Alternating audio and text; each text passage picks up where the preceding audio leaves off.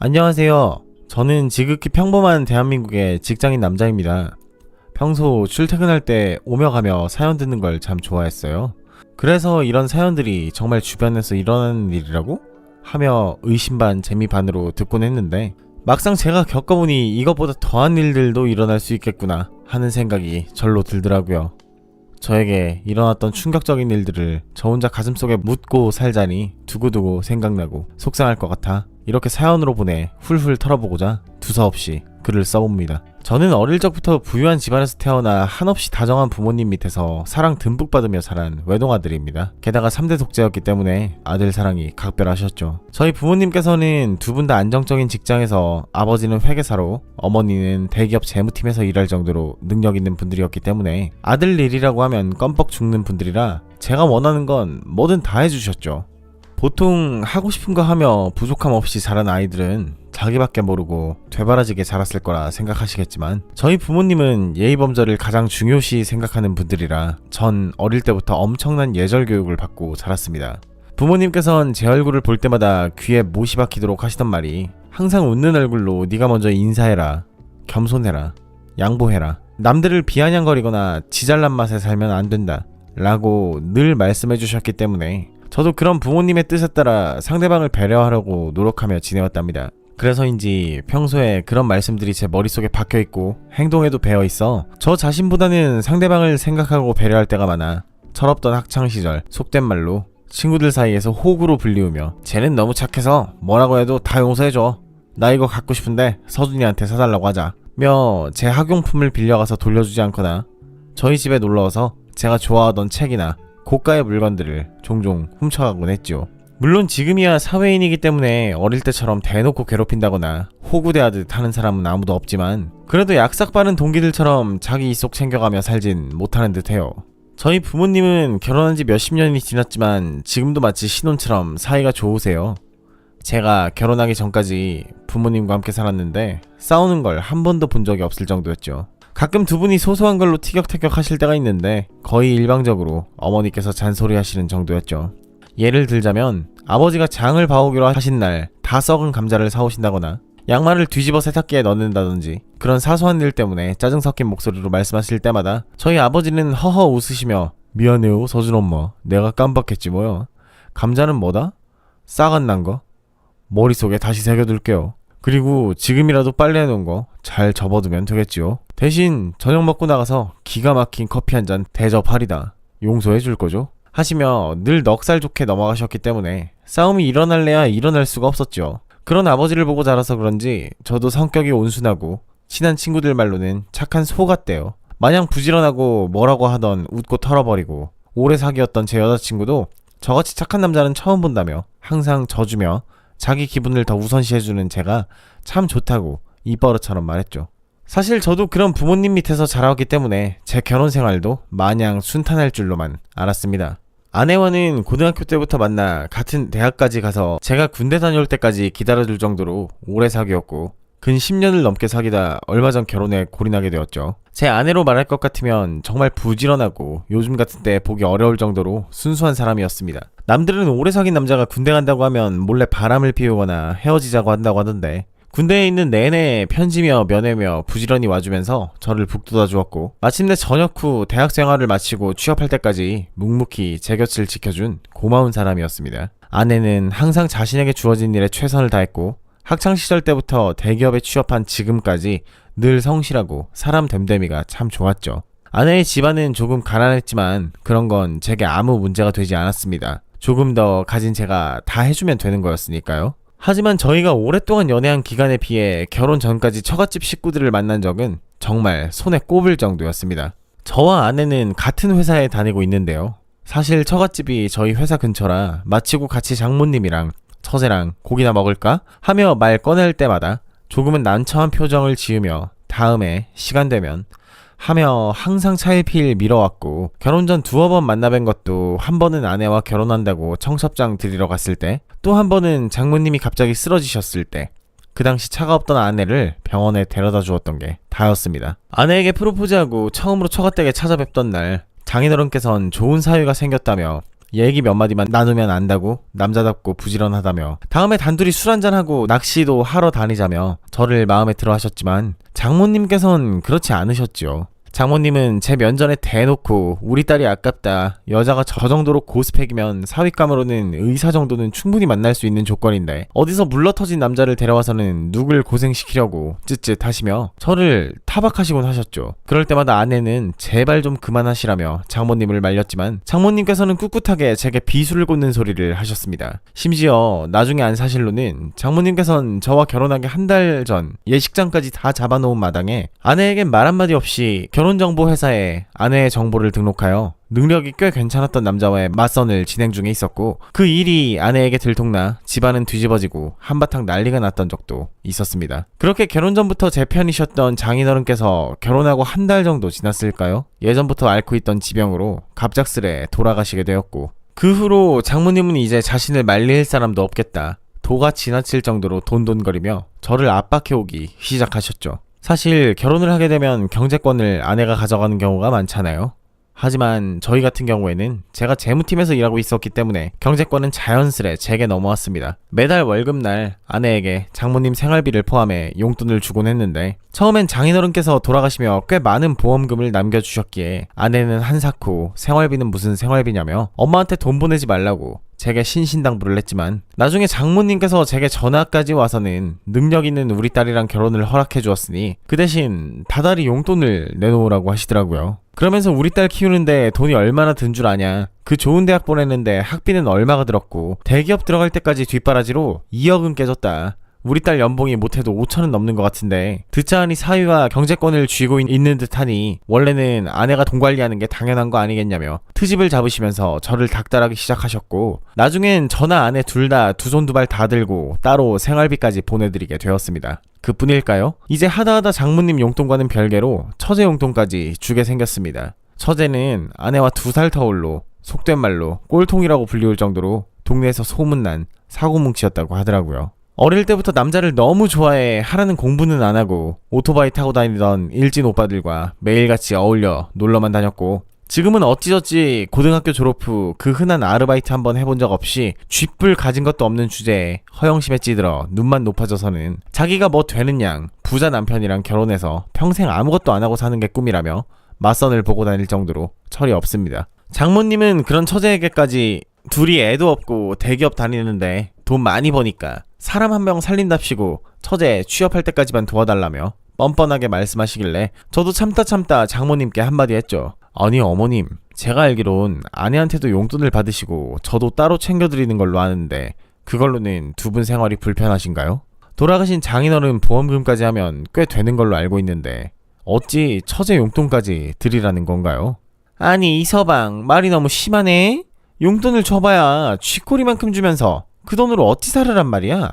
그리고 우리 딸이랑 결혼했으면 내가 자네 엄마나 마찬가지고 처제도 이서방 친동생이나 마찬가지인데 그게 아까운가? 나 참 역시 이 결혼을 허락하는 게 아니었어. 그거 아는가 자네? 내가 알아본 바로는 우리 딸 스펙으로 최소 연봉 1억짜리 능력 있는 남자랑 만날 수 있었는데 내가 우리 딸을 어떻게 키웠는데 역시 능력 없는 사위랑 결혼하고 고생만 하는구나 하시며 제게 폭언을 하기 시작하셨고 저도 그 순간 너무 화가 나서 확 전화를 끊어버린 다음 말도 안 하고 다음날부터 장모님께 용돈은커녕 땡전 한 푼 드리지 않게 되었죠. 그 사실을 뒤늦게 한 아내가 제게 미안하다며 엄마가 전화와서 노발대발 하길래 자기도 이제 알았다고 엄마한테는 따끔하게 이야기하겠다 했죠. 아, 이래서 결혼 전 처갓집이랑은 거리를 두며 못 만나게 한 거구나 하는 생각이 들었습니다. 그 후로 한동안 아내가 정말 장모님께 이야기를 한 건지 제게 따로 연락이 온다거나 예전처럼 돈돈거리지 않게 되었죠. 하지만 며칠 전 정말 어이없는 일이 일어나고야 말았습니다. 사건인 즉슨 처제가 친구 결혼식을 가야 하는데 마땅히 들 가방이 없다고 하더라고요. 아내가 결혼 전 처제에게 들던 가방 몇 개를 주었는데 그건 유행이 지났다고 싫다고 자긴 새로운 가방 없인 꿀려서 절대 못 간다고 저희 신혼집까지 찾아와서 울고불고 난리치는 바람에 어쩔 수 없이 조만간 처제 생일이기도 하고 해서 200만원 안쪽으로 가방 사라며 제가 카드를 주었습니다. 그때 그러지 말았어야 하는데 저도 참 등신이었죠. 다음날 오후 회사에서 일하고 있는데 카드 결제 내역이 문자로 오더라고요. 땡땡 백화점에서 가방을 하나 산 모양인데 그 가격이 말도 안 되는 가격이었습니다. 무려 850만원짜리 가방을 샀더라고요. 아무리 그래도 850만원짜리 가방이라뇨. 제 아내는 아직까지도 결혼 전 저한테 받았던 가방을 해질 때까지 들고 다니며 새로 사준다고 해도 필요 없다며 사치라고 했었는데 이건 너무하다 싶어 처제에게 전화를 걸었습니다. 아니 처제, 내가 가방 사라고 카드 준 건 맞는데 나는 분명 200만원 안쪽으로 사라고 하지 않았어? 갑자기 850만원이 웬 말이야. 어머 형부가 친구 결혼식 가서 기죽지 말라고 마음껏 쓰라고 주신 카드 아니었어요? 200만원짜리 보러 오긴 했는데 실제로 보니까 너무 허접하더라고요. 그래서 그 옆에 샤넬 매장으로 왔는데 마침 제 맘에 쏙 드는 게 있는 게 아니겠어요? 대기업 다니는 형부 둔 덕에 가방 하나 질렀어요. 왜요? 아까우세요? 왜 한 입 갖고 두 말 하세요? 언제는 제 생일 선물로 사라면서요. 전 이게 더 마음에 드는데요? 처제, 아까운 게 아니고 아무리 그래도 그건 좀 아니지. 850만원이 애 이름도 아니고 그거 환불하고 원래 산다고 했던 걸로 다시 사도록 해요. 싫은데요?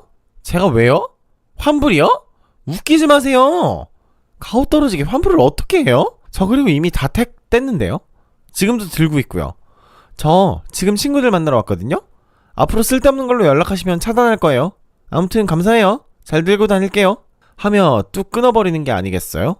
그 순간 제 이성도 뚝 끊어지는 소리가 들렸습니다. 저는 그 길로 다시 처제에게 전화를 걸었지만 고객님의 전화기가 꺼져 있다는 멘트만 들려왔죠. 심지어 처제는 그 이야기를 어떻게 장모님께 전한 건지 그날 저녁 장모님께서 노발대발하시며 제게 전화가 오셨더라고요. 아니 이서방, 사람이 그러는 거 아니야. 본인이 자기 입으로 처제 이쁘다고 사고 싶은 가방 사라고 카드 줘놓고 얼마짜리길래 그러는 거야? 아깝나? 아까워? 처제한테 돈 쓰는 게 아깝냐고. 뭔데 민주가 집에 오자마자 울고불고 형부가 괴롭혔다고 이 난리를 치는 거야? 어머님, 일단 진정하시고요. 처제요, 물론 이쁘죠. 제 아내만큼 많이 아끼고요. 그런데 가방 하나에 850만원은 좀 아니지 않나요? 전 그 정도로 쓰라고 허락한 적이 없는데요. 라고 한마디 했더니 아무리 장모님이라도 850만원이란 돈은 큰돈이셨는지 잠시 놀라셨지만 그것도 잠시 오히려 제게 호통치며 말을 이어가셨죠. 그래, 그건 좀 큰돈이긴 하네만 자네 결혼할 때 미주한테 사준 가방이 1000만원이라고 들었네. 그건 안 아깝고 언니한테 그런 걸 사줬으면 공평하게 동생한테도 챙겨주고 해야지. 안 그래? 나 참 속이 그렇게 밴댕이처럼 좁아서는 남자가 무슨 큰일을 하겠나. 아무튼 가방은 민주가 잘 쓴다고 하니 환불할 생각이걸랑 하지 말게 하며 전화를 끊어버리셨죠.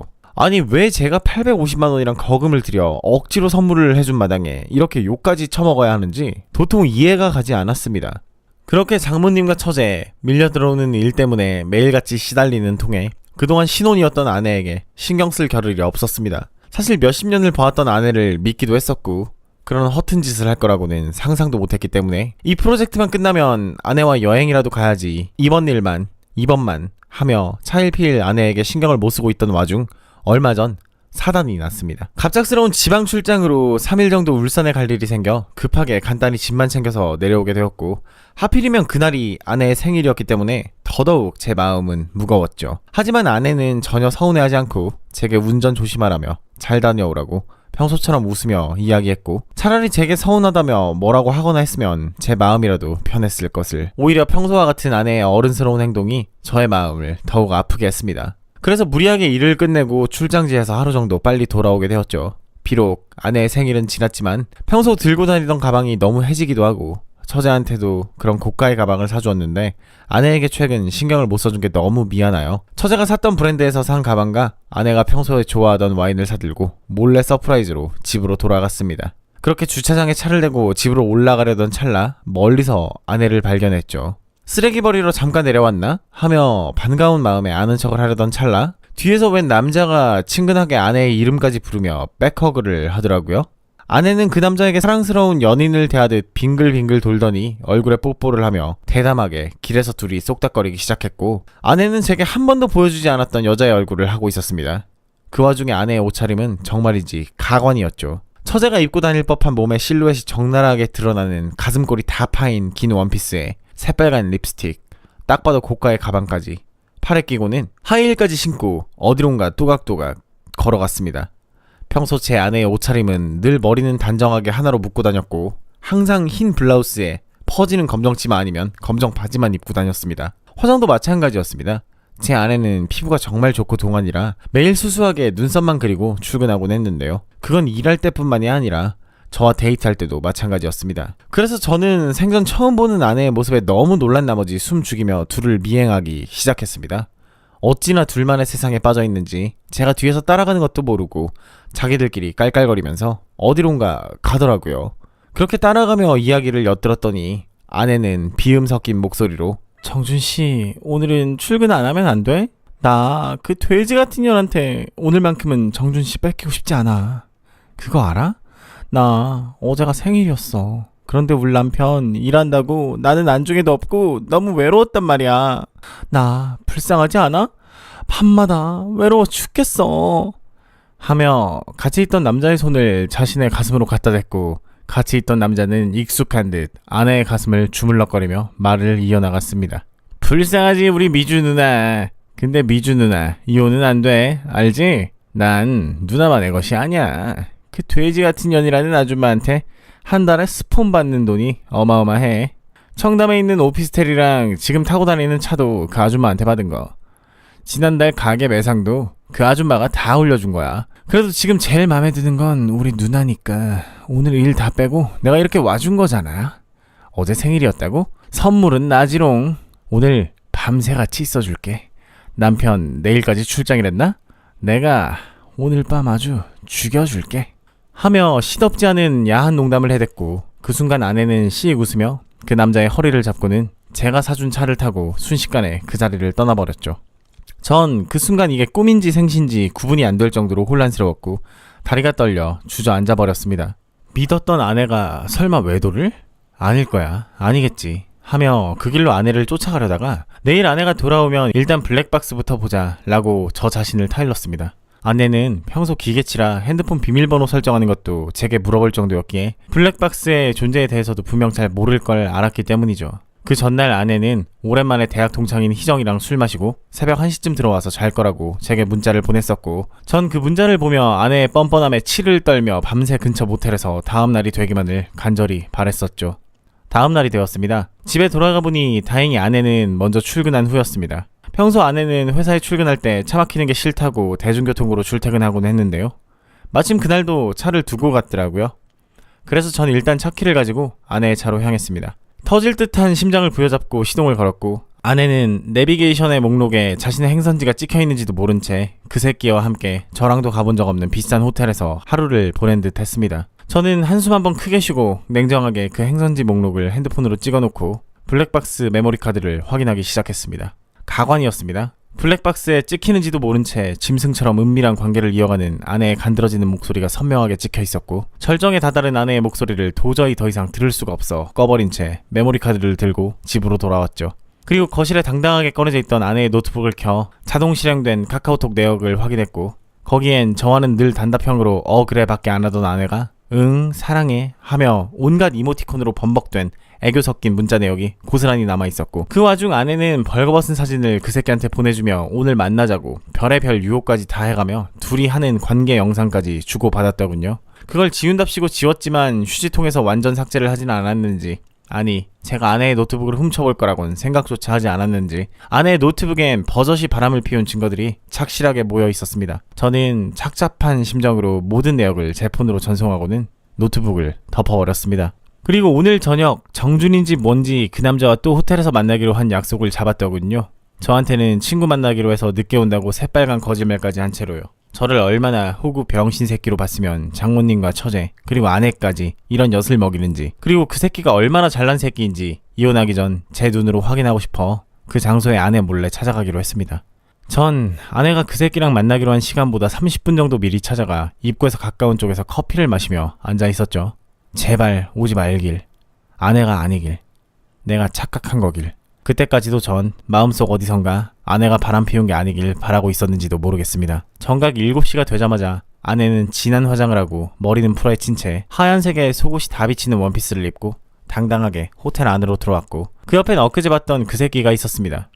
비싼 호텔이라고 얼마나 꼴값들을 떨어대며 있는 척은 다 하고 들어오든지 정말인지 가관이었습니다. 저는 아무 말 하지 않은 채로 모자를 푹 눌러쓰고는 그 둘에게 다가가 제가 마시던 커피를 그 새끼가 입고 있던 자켓에 쏟아버렸습니다. 그리고 죄송하다고 말을 꺼내자마자 그 새끼는 발작하듯 제게 소리를 지르며 뜨거워 씨발 이게 뭐야.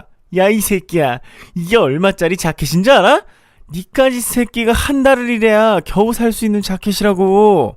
야, 내 말이 말 같지 않아? 어? 하며 호텔 로비가 떠나가라 악다구니 지르던 와중 아내는 그 말을 거들듯 천박스럽게 야, 너 우리가 누군지 알아? 어? 어디서 지저분한 새끼가 여기가 어디라고 지 집 드나들듯 드나들며 민폐를 끼치는 거야? 여기 호텔 물 완전 별로네. 야, 빨리 사과하지 못해? 어?